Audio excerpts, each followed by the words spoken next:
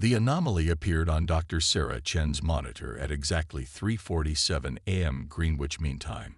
At first, she dismissed it as another piece of space debris, one of the thousands of objects her team tracked daily from their supposedly civilian observatory in Chile.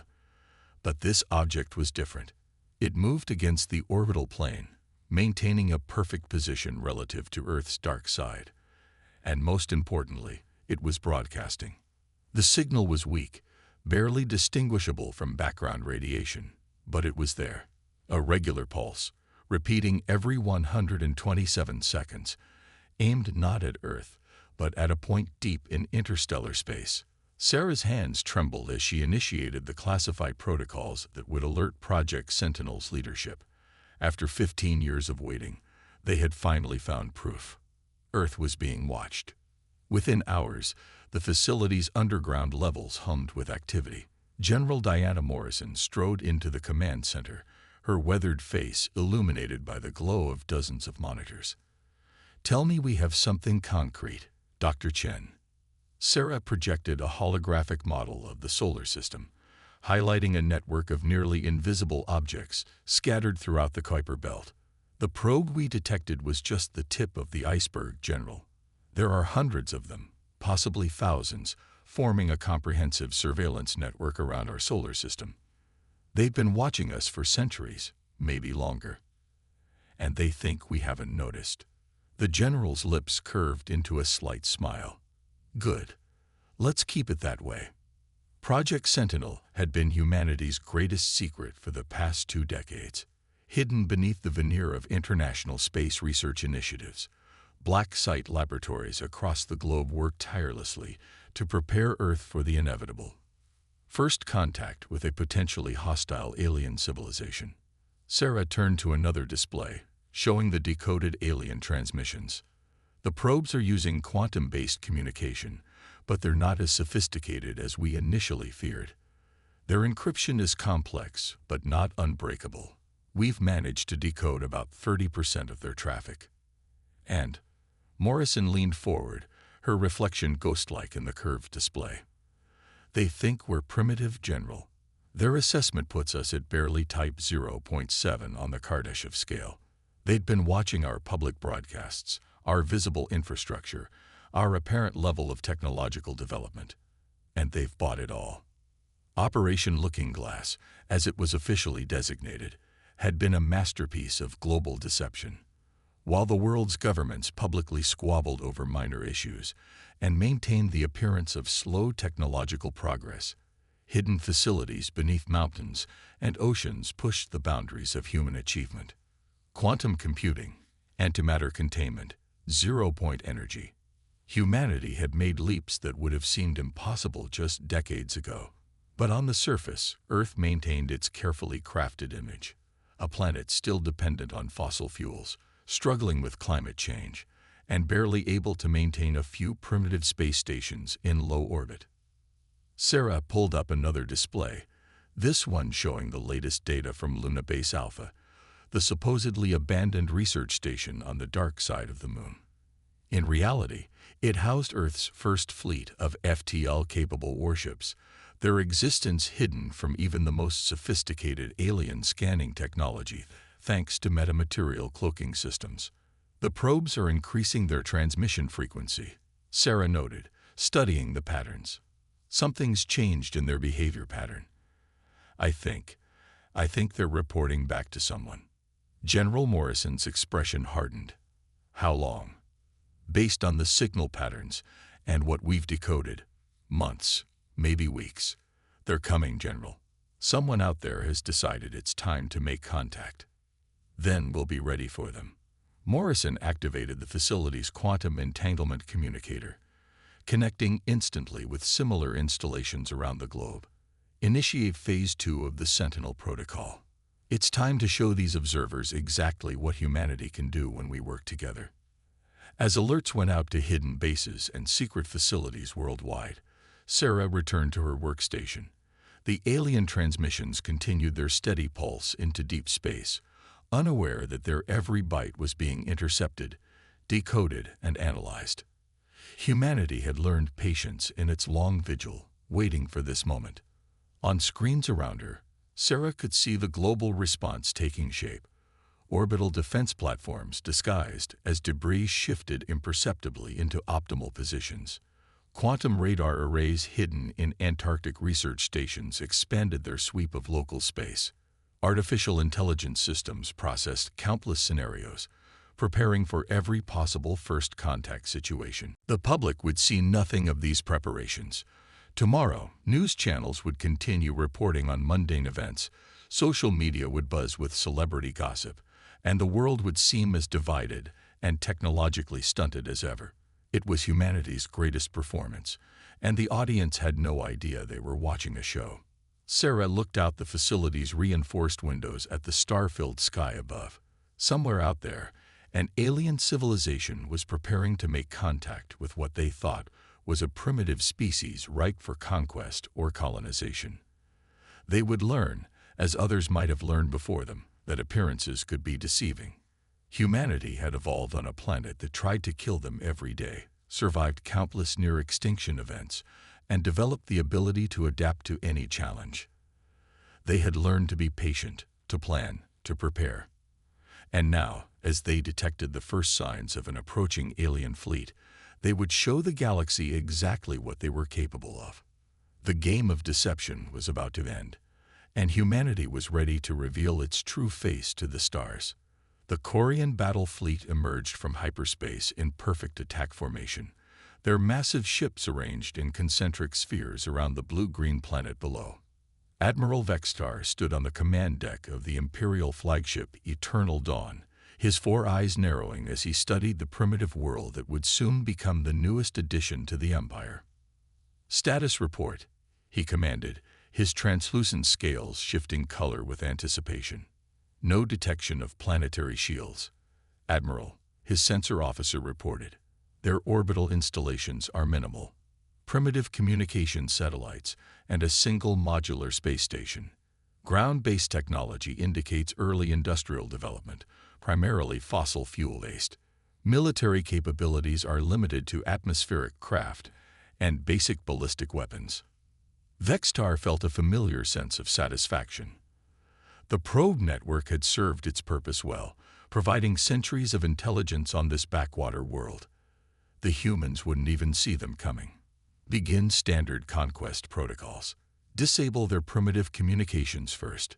Deep beneath the Rocky Mountains, Colonel James Martinez watched the alien fleet's arrival on quantum imaging displays. The massive underground complex of Cheyenne Mountain had been extensively modified over the past 2 decades, transformed from a Cold War relic into humanity's most advanced military command center. All units maintain emissions discipline. He ordered through the quantum entanglement network. Let them think their jamming is working. Status of Operation Blackout. Stage 1 complete, Colonel, his communications officer reported.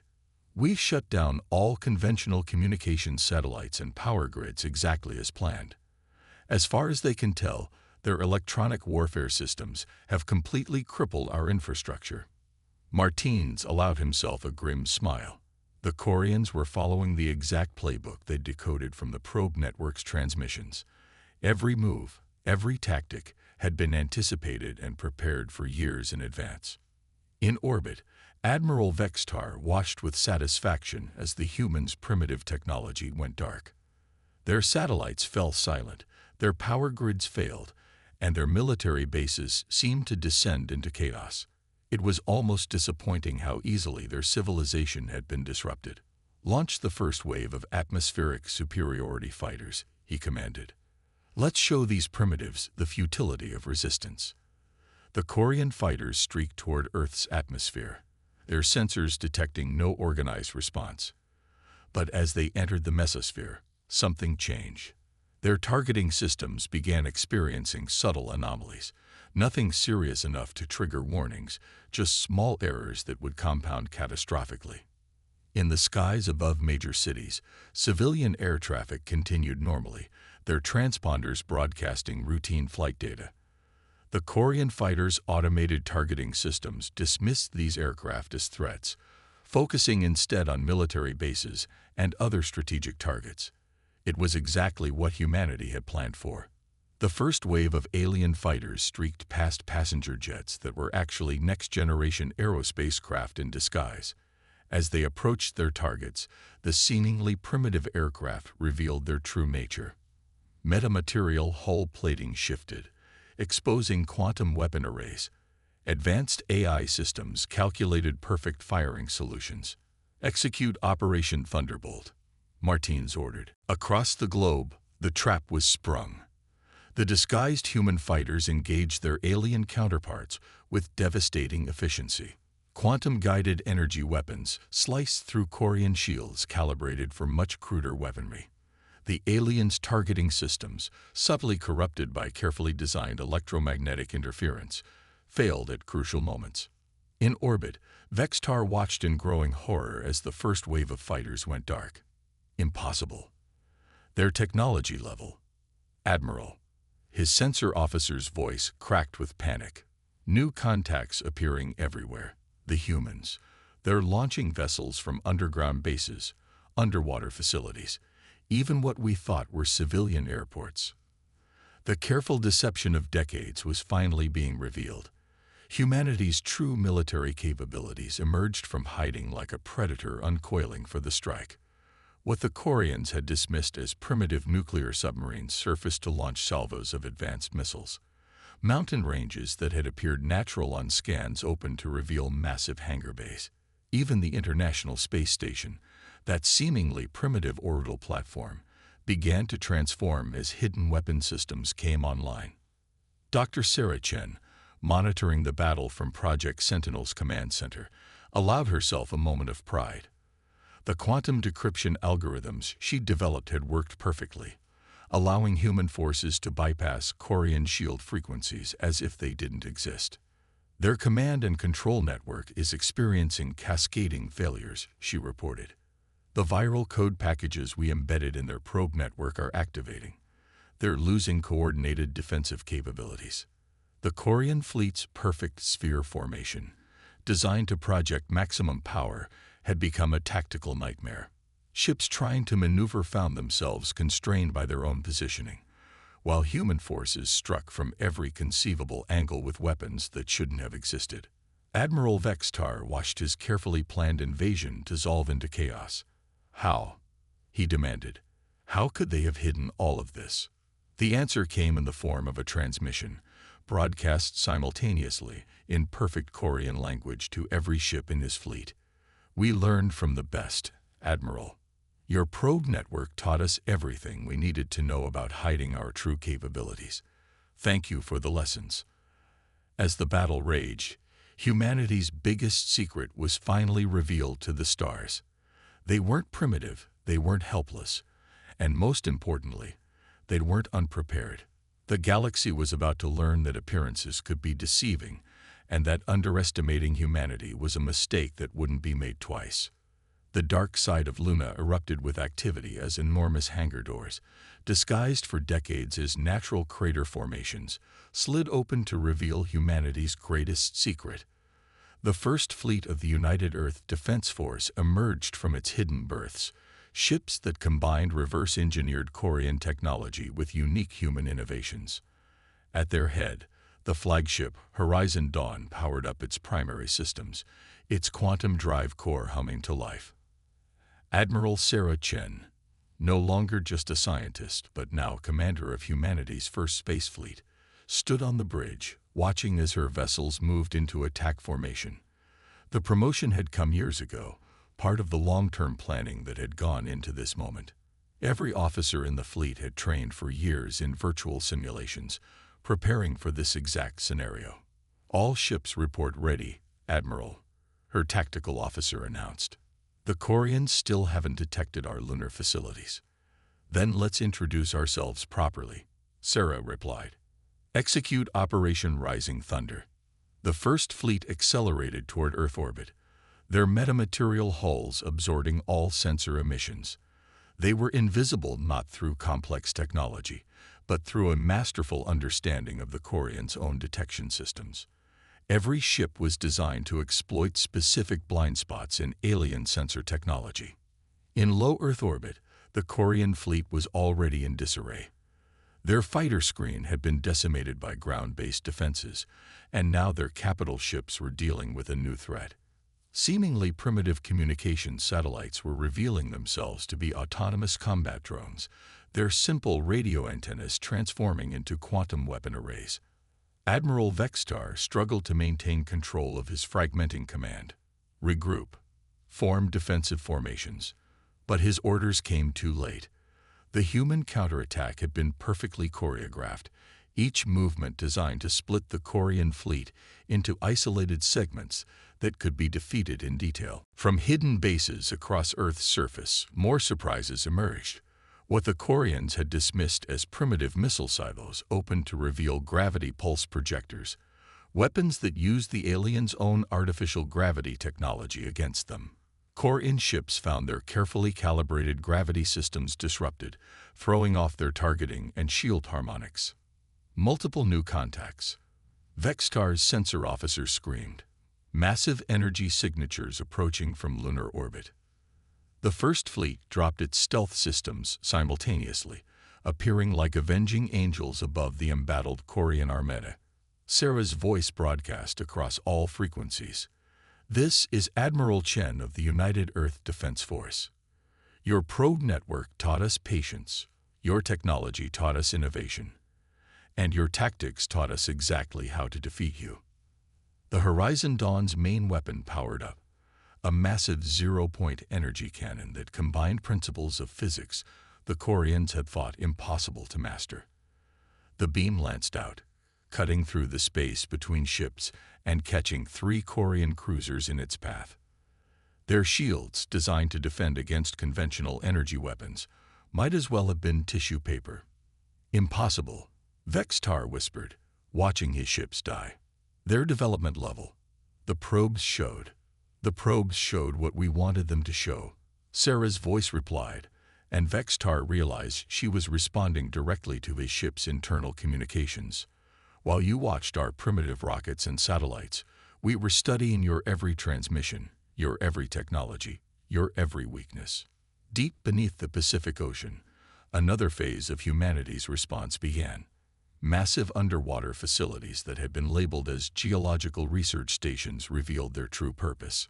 Quantum field generators activated, creating a gravity lens that trapped dozens of Korean ships in a bubble of distorted spacetime. In orbit, Colonel Martinez coordinated the ground-based response from Cheyenne Mountain. Phase 3 is go. Activate the orbital defense grid. What the Koreans had dismissed as space debris, dead satellites, and random junk, suddenly came to life. Hundreds of automated defense platforms powered up, their positioning planned years in advance. They formed an interlocking network of weapons systems that could target any point in near-Earth space. The Korean fleet found itself caught in a perfect 3-dimensional killbox. The lunar fleet above, the orbital grid around, and the ground-based defenses below. Every avenue of escape had been cut off, planned for in countless simulations and war games. Your empire isn't the first advanced civilization to visit Earth, Sarah broadcast to the dying fleet. We found the ruins of ancient visitors in our solar system long ago. We learned from their mistakes, from their technologies, and most importantly, from their hubris. Humanity has been preparing for this moment for generations. The battle was no longer a battle. It had become an execution. The Korean ships, designed for conquest of primitive worlds, found themselves outmaneuvered and outgunned by a civilization that had spent decades preparing specifically to defeat them. As his flagship systems failed around him, Admiral Vextar finally understood the full scope of humanity's deception. They hadn't just hidden their technology. They had created an entirely false civilization, a carefully crafted illusion designed to invite exactly this kind of attack. His fleet hadn't been launching an invasion. They had been walking into a trap generations in the making. The stars above Earth blazed with the light of dying ships, a testament to humanity's patience, innovation, and determination. The galaxy was about to learn a crucial lesson. Sometimes the most dangerous predator is the one that plays dead, waiting for the perfect moment to strike. In the aftermath of the battle for Earth, Humanity wasted no time. The decades of preparation hadn't just been about defense. They had been building toward this moment. As the remaining Quarian ships retreated in disarray, Earth's united forces prepared for the next phase of their long-term strategy. Admiral Sarah Chen stood in the newly revealed Strategic Command Center beneath Mount Fuji, surrounded by holographic displays showing the positions of human and Quarian forces throughout the solar system. The massive chamber, hidden for years beneath what the world thought was a seismological research facility, now served as the nerve center for humanity's first interstellar military campaign. The Quarian retreat vectors are exactly as predicted, she announced to the assembled military leadership. They're falling back to their forward bases in the Proxima Centauri system, just as the probe network's data suggested they would. General Morrison, now coordinating Earth's combined military forces, nodded in satisfaction. Then we proceed with Operation Starbreak. Colonel Martinez, status of the Second Fleet. Martinez's hologram flickered as he reported from his position aboard the carrier Prometheus in the Kuiper Belt. All ships ready for deep space deployment, General. The recovered Quarian navigation data has been integrated into our jump systems. We can hit every one of their supply bases between here and their home territory. The human counter-offensive had been planned with the same meticulous attention to detail as their defense of Earth. For years, hidden shipyards in the asteroid belt had been constructing vessels designed specifically for long-range operations in Quarian space. Every ship incorporated both reversed-engineered alien technology and unique human innovations that the Quarians had never encountered. Begin the operation, Morrison ordered. Show them that humanity isn't content to simply defend our world. We're taking the fight to them. The Second Fleet moved out from its hidden positions throughout the outer solar system. Unlike the defensive First Fleet, these ships were built for sustained defensive operations. Their hulls bore no markings, their emissions were completely masked, and their weapon systems were designed to bypass standard Quarian defenses. Sarah accessed the quantum entanglement communications network that linked all human forces. All ships, execute jump sequence on my mark. Remember your training. The Quarians think they know everything about human capabilities. Let's show them how wrong they are. The fleet vanished in a series of precisely coordinated quantum jumps, appearing simultaneously at multiple Quarian supply bases. The aliens had no warning. Their early warning systems, designed to detect standard faster-than-light signatures, were blind to human quantum jump technology.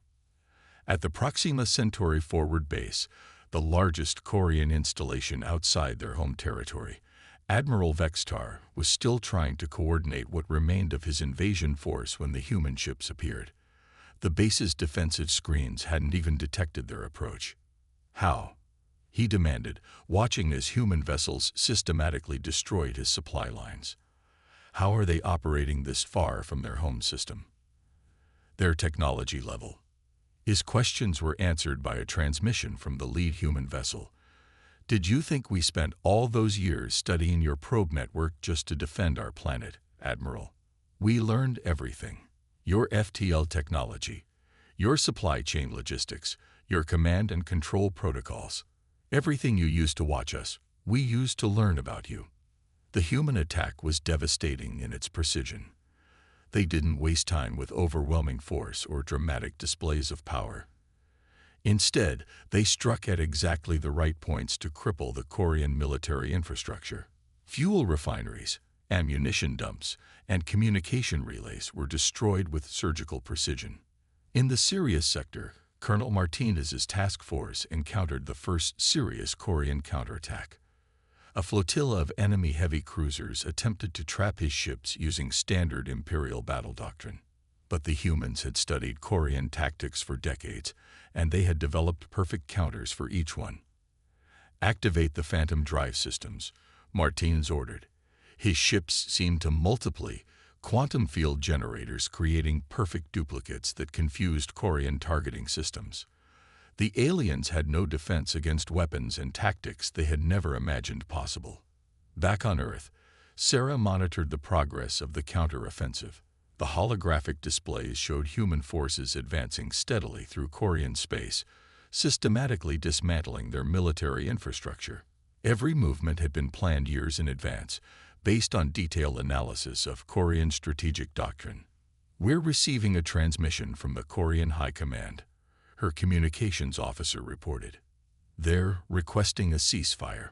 Sarah allowed herself a small smile. They finally realized the truth. Humanity wasn't just preparing to survive first contact. We were preparing to reshape the balance of power in the galaxy. "Open a channel." The face that appeared on the main screen was that of the Korean Supreme Commander, his scales pale with shock. "How did you achieve this level of technology without detection?" "Our probes." "Your probes taught us the most important lesson of all," Sarah replied. "They taught us that the greatest advantage in war isn't technology or numbers. It's the ability to make your enemy underestimate you." "Thank you for that lesson, Commander. Now, shall we discuss the terms of your surrender?" As the diplomatic channels opened, humanity stood ready to claim its place among the stars. They had turned their greatest weakness, being watched and judged by an advanced civilization, into their greatest strength. The galaxy was about to learn that appearances could be deceiving, and that sometimes the most dangerous species were the ones that had learned to hide in plain sight. 1 year after the failed invasion of Earth, the Grand Hall of the Galactic Conclave hummed with tense energy. Representatives from a dozen spacefaring civilizations gathered to witness something unprecedented: the integration of a primitive species that had not only repelled a Korean invasion fleet, but had proceeded to systematically dismantle the military infrastructure of one of the galaxy's oldest empires. Admiral Sarah Chen stood at the podium, her dress uniform bearing the newly created insignia of the United Earth Defense Force. Behind her, a holographic display showed the rapid advancement of human forces through former Korean space. It wasn't a boast, it was a reminder. "Humanity comes before this conclave, not as supplicants," she began, her voice carrying to every corner of the vast chamber, "but as equals. We have demonstrated not only our technological capabilities, but our understanding of galactic politics. The question now is not whether humanity deserves a place among the stars, but whether the galaxy is ready for what we represent." In the diplomatic section, former Admiral Vextar, now serving as the Korean representative, shifted uncomfortably. The peace treaty he had helped negotiate had transformed the political landscape of known space. The Korean Empire, once among the most powerful military forces in the galaxy, had been forced to recognize Earth's sovereignty and establish significant demilitarized zones along their borders. "Some among you still wonder how we achieved this," Sarah continued, addressing the unspoken questions in the chamber. "How did a supposedly primitive species develop quantum drive technology, advanced AI systems, and weapons that could bypass your most sophisticated defenses?" The answer is simple: we learned from you all. The holographic display shifted to show the network of alien probe systems that had surrounded Earth for centuries. "Your observation posts became our teachers. Your attempts to monitor us became our blueprint for advancement. Every civilization represented here sent probes to study Earth, believing us too primitive to notice. We noticed, we studied, we learned, and most importantly, we planned." In the gallery, Colonel Martinez watched with pride as Sarah revealed the full scope of humanity's great deception. The delegations from various alien powers reacted with varying degrees of shock as they recognized their own probe designs among the displayed images. "Humanity's greatest achievement wasn't our technology," Sarah explained. "It was our patience. While you watched us launch primitive rockets and struggle with basic spaceflight, we were reverse engineering your probe technology. While you monitored our apparent conflicts and divisions, we were secretly unifying our planet's resources and intelligence. Every moment you spent believing us primitive was a moment we spent preparing for this day." The chamber erupted in murmurs as Sarah activated another holographic display, this one showing the true extent of Earth's hidden infrastructure. Lunar bases, asteroid mining operations, quantum research facilities, all concealed for decades behind a carefully maintained facade of technological backwardness. But we are not here to threaten or dominate, Sarah continued, her tone softening. Humanity's emergence onto the galactic stage offers an opportunity for all spacefaring civilizations. We bring new perspectives, new technologies, and new approaches to old problems. We offer alliance, not subjugation. Cooperation, not conquest. General Morrison, watching from Earth via quantum entanglement communication, smiled as she saw the impact of Sarah's words. The plan had worked perfectly. Humanity had emerged not as conquerors or victims, but as a force for change in a stagnant galactic political system. The treaty we propose today, Sarah concluded, establishes a new framework for interstellar relations. No more will advanced civilizations be permitted to secretly observe and judge developing worlds. No more will technological superiority be considered a license for conquest. Earth stands ready to help enforce these new protocols, to ensure that what was done to us, and what we turn to our advantage, never happens to another emerging civilization. The voting that followed was a formality. Earth's military capabilities, demonstrated so effectively against the Quarians, ensured that. But it was the underlying message that resonated through the chamber. The galaxy had fundamentally changed. The age of imperial expansion and technological superiority was ending, replaced by something new and unpredictable. Later, in her private quarters aboard the Horizon Dawn, Sarah stood at the viewport, watching the glittering expanse of stars. A message from Earth appeared on her personal display. The activation codes for Operation Starlight. Across human space, hidden shipyards began constructing a new kind of vessel. Exploration ships, designed not for war, but for peaceful contact with other developing civilizations. Humanity had proven itself a master of deception, patience, and strategic thinking. Now they would prove themselves something else. Teachers and protectors for the next generation of spacefaring species. The galaxy would never be the same, and that had been humanity's plan all along. In the vast darkness between the stars, the old probe networks were being dismantled, replaced by new systems that would watch for genuine threats to galactic peace. Humanity had learned its lessons well, and now they would ensure that the cycle of observation, judgment, and attempted conquest would never be repeated. The age of deception was over. The age of humanity had begun.